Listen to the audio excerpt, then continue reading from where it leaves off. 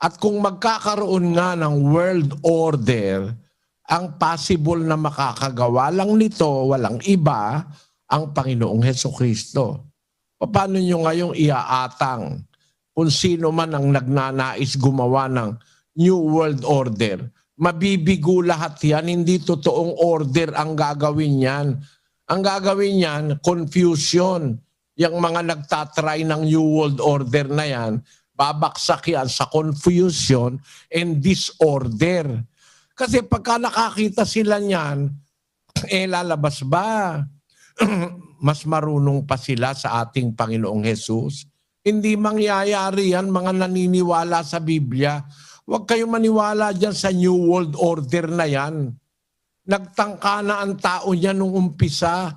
Ang gusto nila, yung order nila, na nung makarating doon sa kapatagan ng Shinar,